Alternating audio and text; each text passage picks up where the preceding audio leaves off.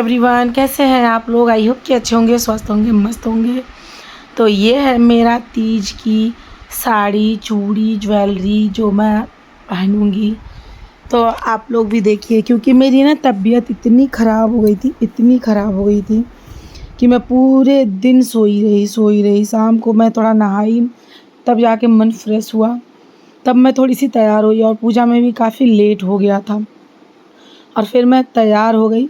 फिर ये देखिए साड़ी है, चूड़ियाँ सब कुछ पहन ली। फिर मेरा ये लुक देखिए, चूड़ी मुझे बहुत प्यारी लगी पहनने के बाद से। बस मेहंदी थोड़ी मतलब बेल थी, भरी भरी होती तो और अच्छी लगती। बेल ही थी लेकिन बट लग बहुत प्यारी लग रही थी। चूड़ियाँ मेहंदी मेरे बहुत ही प्यारे लग रहे थे। और फिर मैं तैयार हो गई हूँ। और आप लोग मेरा लुक देख करके एक बार कमेंट ज़रूर करिएगा कि मैं कैसी लग रही हूँ। ज़्यादा वीडियो मैं नहीं बना पाई हूँ, पूरे दिन तो मैं सोई रही। बच्चे को स्कूल लेने चली गई, इसमें मेरी तबीयत इतनी ख़राब हो गई, धूप लग गई। उसके बाद ये देखिए मैं तैयार हो गई, पहन ओढ़ करके, नहा धोवा करके। अब मैं चलूँगी पूजा करने के लिए। मंदिर भी गई बट वहाँ का मैं वीडियो नहीं बनाई, घर पे हम लोग पूजा किए तो ये अंचुल वीडियो बनाई है। अब आप लोग हमारी पूजा और कथा का आनंद लीजिए। सब में इसका वर्णन है, जिसके प्रभाव से तुमको मेरा आधा आसन प्राप्त हुआ। हे प्रिय, उसी का मैं तुझसे वर्णन करता हूँ। सुनो, भाद्रपद मास के प्रतिपक्ष के नक्षत्र संयुक्त तृतीया के दिन इस व्रत का अनुष्ठान मात्र करने से सभी पापों का नाश होता है। तुमने पहले हिमालय पर्वत पर इस महान व्रत को किया था, जो कि मैं तुम्हें सुनाता हूँ। पार्वती बोली, हे प्रभु, इस व्रत को मैंने किस लिए किया था, यह तो मुझे सुनने की इच्छा है, तो कृपा करके मुझे कहिए। शंकर जी बोले, आर्य व्रत हिमालय नामक एक महान पर्वत है, जहाँ अनेक प्रकार की भूमि, अनेक प्रकार के वृक्षों से सुशोभित है, जो सदैव बर्फ से ढके हुए गंगा की तत्पर होने से शब्दायमान रहता है। हे पार्वती जी, तुमने बाल्यकाल में उसी स्थान पर परम तप किया था और 12 वर्ष तक के महीने में जल में रहकर वैशाख मास में अग्नि में प्रवेश करके तप किया। श्रावण के महीने में बाहर खुले में निवास कर अन्न त्याग कर तप करती रही। तुम्हारे उस कष्ट को देखकर तुम्हारे पिता को तुम्हारी बहुत चिंता हुई। वे चिंताकुल होकर सोचने लगे कि इस कन्या के विवाह मैं किससे करूं। इस अवसर पर देवयोग से ब्रह्मा जी के पुत्र नारद पहुंचे और देव ऋषि नारद ने शैलपुत्री को देखकर कहा, तुम्हारे पिता हिमालय ने देव ऋषि को अद्य वाद्य आसन देकर समान सहित बिठाया और कहा, हे मुनीश्वर, आपने यहाँ आने का कष्ट कैसे किया, बोले क्या आज्ञा है।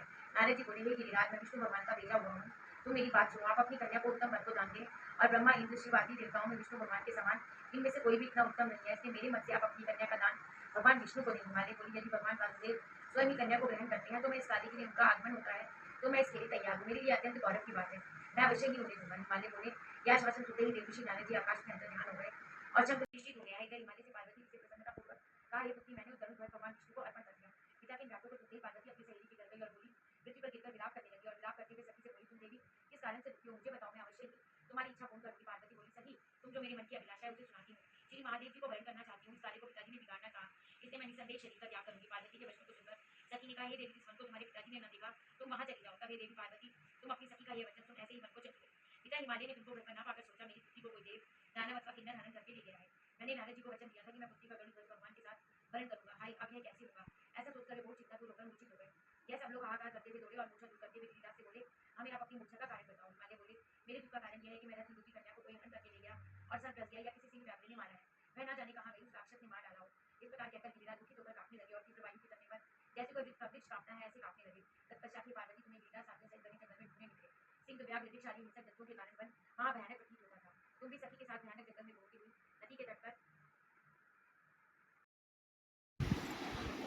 तो दीदी कथा सुनाई हरितालिका तीज की, शिव और पार्वती की और सबकी कथा, जो कि मुझे बहुत अच्छी लगी। और मैं ये दुआ करूँगी कि सुहाग, जिसका भी सुहागन, जितनी औरतें सुहागन हैं, भगवान सबका सुहाग बनाए रखे पूरे जीवन, जब तक वो जिए तब तक उनका सुहाग अमर रहे।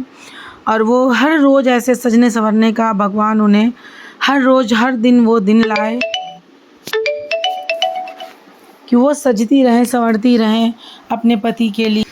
और माता रानी से ये दुआ है कि मेरी भी सुहाग अमर करे, जब तक मेरी सांस चले मैं ऐसे ही, जितना भगवान ने मुझे दे रखा, कुछ भी नहीं चाहिए प्रभु से, बस ये सिंदूर मेरा बनाए रखे बस, और कुछ भी माता रानी से नहीं चाहिए, मुझे ये बनाए रखे जीवन में, हम अपने मेहनत से सब कुछ कर लेंगे। तो दीदी ने कथा सुनाई, आरती की, और मुझे आ रही थी उबासी, और मेरा बेटा उसी में कच्छा बनियान पहन करके घूम रहा है। अंचुल वीडियो बना रही थी, फिर आरती हो गई, या फिर दीदी आरती गा रही थी, फिर मैं आरती सारे भगवानों को कपूर जला करके आरती की। और ये देखिए मेरा बेटा बगल में घूम रहा है। जब मैं वीडियो बनाती हूँ तो मेरे वीडियो में आता ज़रूर है ये।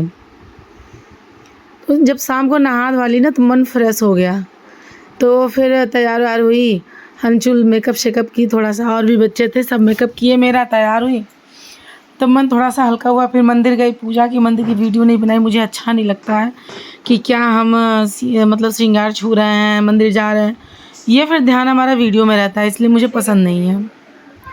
तो हमने घर में जब कथा सुनी तो अंचल ने वीडियो बनाई, फिर हम लोग ये मतलब वीडियो आप लोगों के सामने मैं ला रही हूँ। तो उस टाइम में मुझे अच्छा नहीं लगता है। और उसके बाद जब पूजा वूजा हो गया तो थोड़ा बहुत 1-2 रील बनाई, वीडियो बनाए, नाचे कूदे, उसके बाद से आराम से सो गई। तो आप लोगों को तीज की वीडियो कैसी लगी और आप लोगों की तीज कैसी रही, आप लोग एक बार कमेंट करके ज़रूर बताइएगा।